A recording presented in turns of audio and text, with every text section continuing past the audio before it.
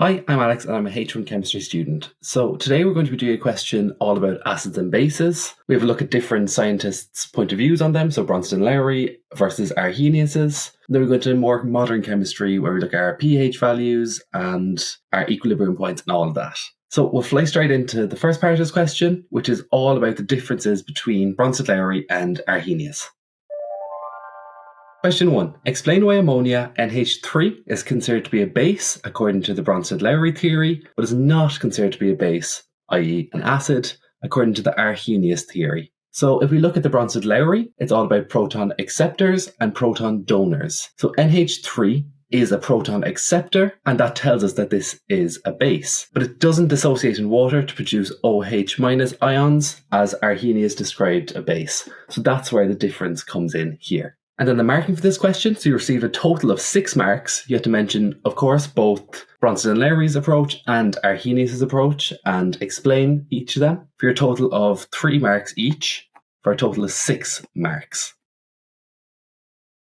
And then I've grouped part 2 and part 3 together here since they have very much the same theory behind them, just opposite answers. So you're looking to identify the conjugate acid and the conjugate base of NH3 in the equilibrium given. So we'll go through that equilibrium and I'll show you what's happening there. So the conjugate acid firstly for NH3 is NH4 plus and the conjugate base is NH2 minus. So this was the chemical equilibrium that we were given in the question. So it's NH3 plus NH3 and then the equilibrium sign. So this reaction goes both ways and that produces our conjugate acid and our conjugate base, NH4 plus and NH2 minus. So what's happening here? So this is based on the Bronsted-Lowry theory. So it's going to be all about proton donation and proton acception. So our bases are going to accept protons and our acids are going to donate protons.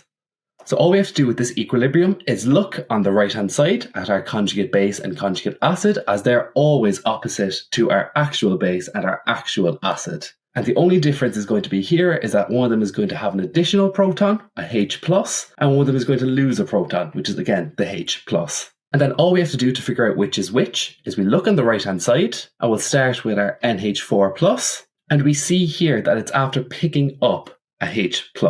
So that tells us that originally it was a base and now it must be an acid. The same theory applies for the NH2 minus. It's after losing a H+, a proton. So that tells us that it was originally an acid and now is a base. Since for it to come back to equilibrium, it has to pick up a proton and opposite for the conjugate base.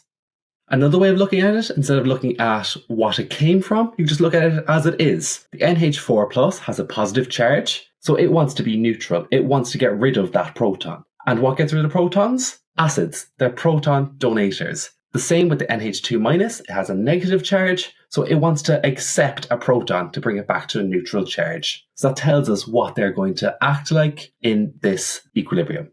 And then the marks you received for this question, you received 3 marks each for each of your answers. So 3 marks for your conjugate acid and 3 marks for your conjugate base. And that's all that was involved in part A of this question. So our total of 12 marks are picked up for part A, 1, 2, and 3. We'll go on to now to B, which is all about pHs, and this is kind of a more modern view of acids and bases. So part I, very simple question, define pH. And as a chemist, pH is very simply given as minus log of 10 of the concentration of hydrogen ions, or of protons. And that's it. It's literally just this equation, and that's all that it is. And for this, you picked up 6 marks, which is a really easy 6 marks. This is something that you would have known just from doing calculations with pHs, so a really nice, easy 6 marks to pick up. And then part 2 of this question, the pH of pure water is 7 at 25 degrees Celsius. Explain why the pH of pure water is not 7 at 50 degrees Celsius. So we know from the first part of this question that the pH depends on the concentration of hydrogen ions or protons within a solution. If that number changes, of course the pH is going to change. And that's what happens with temperature. So the concentration of protons, changes with temperature. So the pH has to change. For this answer, you received 3 marks And there was also a few more accepted answers this year. So you could have said that the Kw changes with temperature, or that the degree of dissociation changes with temperature as well. So any of those answers were accepted, but I like this answer since it really relates into our definition of pH. It's a lot easier to get your head around. In part 3, a 10 centimeters cubed sample of a strong monobasic acid X was diluted by mixing it with deionized water until it had a new volume of 100 centimeters cubed. What is the change in the pH? So you go through lots of things here trying to work out different calculations and everything. So if we just recall the definition of pH, we know that it has a logarithm, a log to the base 10. So this tells us that it's going to increase by a factor of 10. In this case, we're working with a monobasic acid, and we have 10 centimeters cubed to start. So we know that acids are less than 7 and bases are more than 7. When we dilute this acid, it becomes more like a base. It's going to increase somewhat. So that's the first part of this question. We know it's going to increase, but by how much? Since we started with 10 centimeters cubed of the acid, and now we have 100 centimeters cubed, we know that this acid is a tenth as strong. But the pH scale isn't linear, it's a logarithm, as we know from the definition. So this means that by a factor of 10, it'll only increase by 1. So the acid is becoming more basic, it's approaching that number 7, and it's only increasing by a factor of 1 since it's diluted by a factor of 10.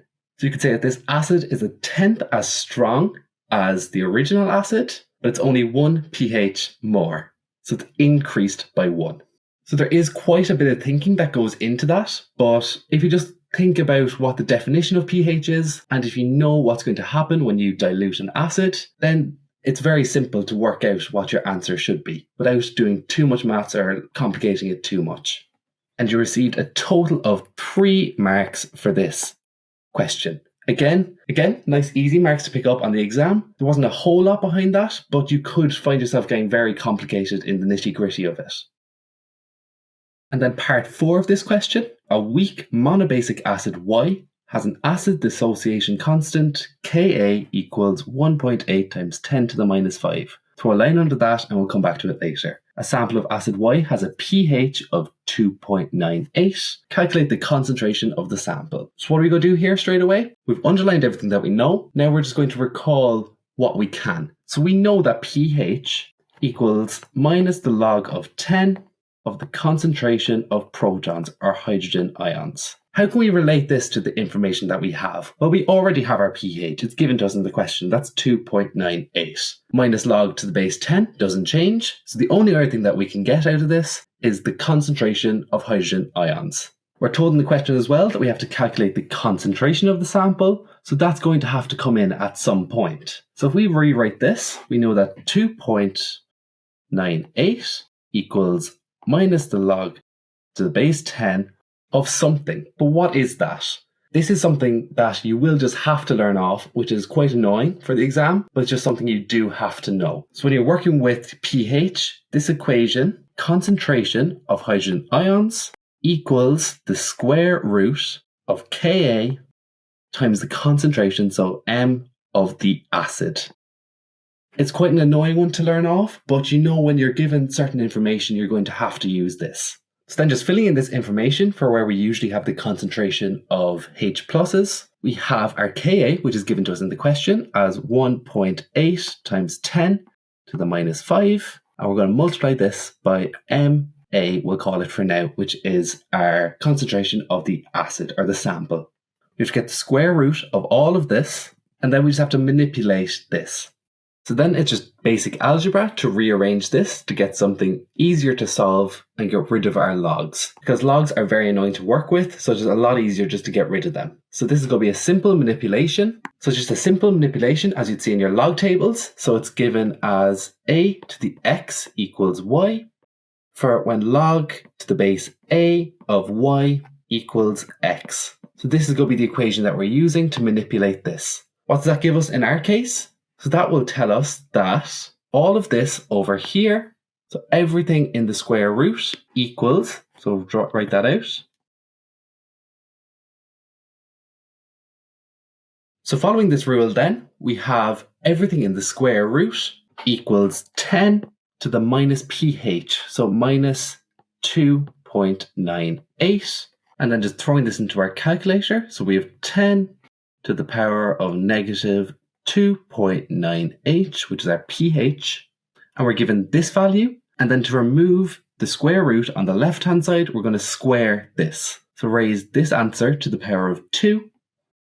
And then we're given an answer of Ka times our concentration of the sample equals 0.000011 to 2 significant places.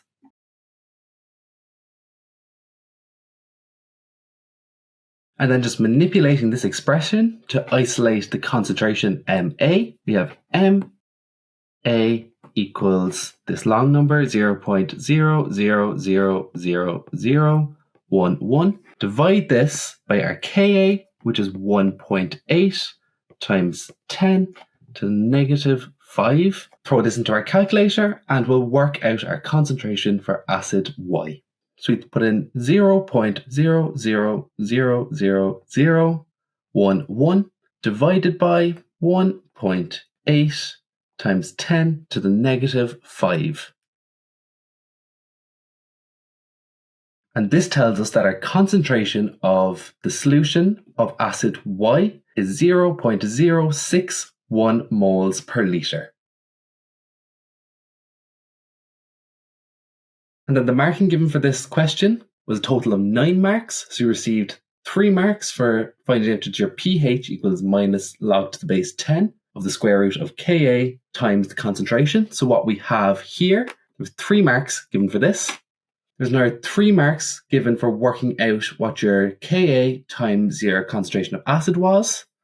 Another 3 marks here, and then the final 3 marks were given for your final answer of 0.061 moles per litre. So there is quite a bit of calculations with this question, but it's more so just that it's awkward numbers when you're working with logs especially, and when you're working with square roots as well.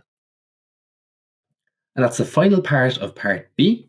So we defined our pH, we did question 2, 3 and 4 for a total of 21 marks there. In general, part B wasn't too difficult, our definition was nice, and the rest of them were just a small bit of thinking. As I said, just the last one was a bit tricky when you're dealing with logs and when you're dealing with your square roots and all of that. But other than that, the calculations weren't too difficult.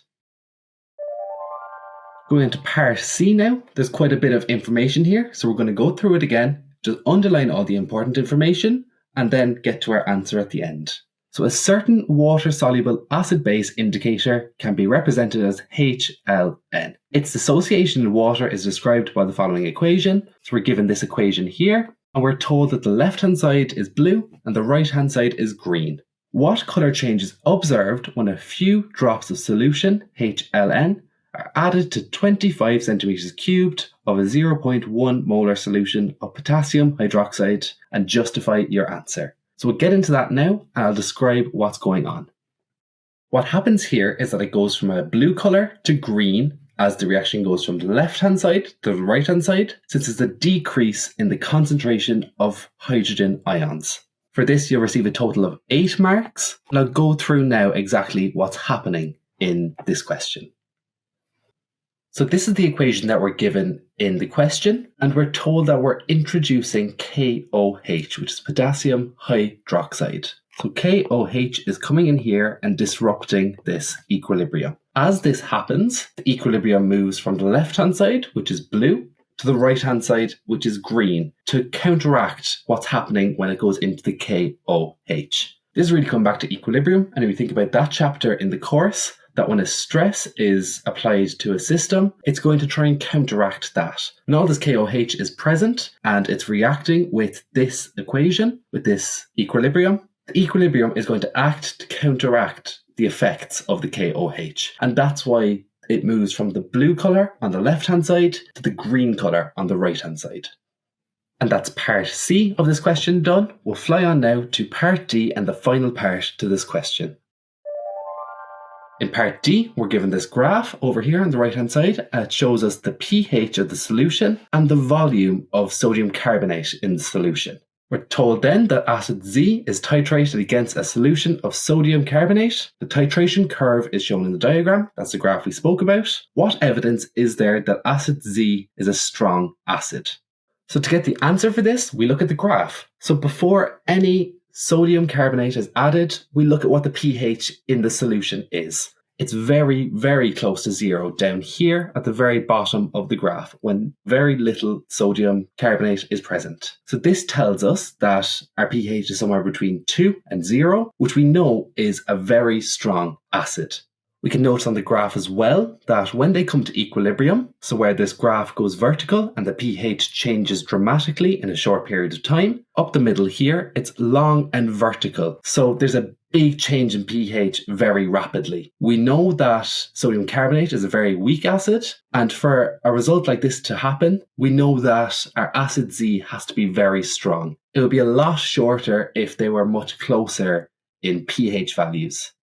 And then here I just have the answer written out of what we just explained. So the pH is close to 0 when pure. So on the left-hand side of the graph, it was very close to 0. So that tells us that it's a very strong acid. And when titrated against the weak base, the sodium carbonate in this case, it produces a long vertical line on the graph. So these are 2 valid answers for this question. I was given a total of 5 marks. This year, you only needed 1. But if you have 2, I would always recommend producing the 2 of them. They asked what evidence is there that acid Z is a strong acid. So they might be looking for 1, they might be looking for 2. You're better off writing down 2 if you know them. We're given a total of 5 marks for this answer. And then the final part of this question, an indicator with pH range of 8 to 10 was used in this titration. Would you expect the indicator to change colour before the point of neutralization, after the point of neutralization, or coinciding with the point of neutralization? Justify your answer. So again, we're going to look at our graph. And if you can see here, if we look at pH 10, which is where our indicator is, our neutralization has finished before this. So it has stopped dramatically changing pH before it reaches pH 10. So that tells us that the colour change is going to happen after neutralization. If it was the case that the indicator was within the range of neutralization, where the pH jumped massively in the vertical line, you would say that it happened coinciding with, or if it was earlier then, you'd say it happened before. And again, just that answer written out more clearly. It happened after, since the vertical part of the graph, which is the neutralization, ends before pH 10. So for this, you received 4 marks. You received 2 for mentioning that it happened after. Then you received an additional 2 for justifying that answer. So total of 4 marks there. And that's it for part D. I and II, and that's the end of this question. We got our total 9 marks for part D, and that's all the marks that were given for this question. So in general, I don't think this question was too difficult. There was a few small bits here and there that could catch you out. One of the most difficult parts of this question was definitely the calculations when you're working out your concentration of your acid. But again, once you knew your formulae and once you knew the relationships between everything, it wasn't too difficult in the end. So that's all from me. I hope this video was helpful.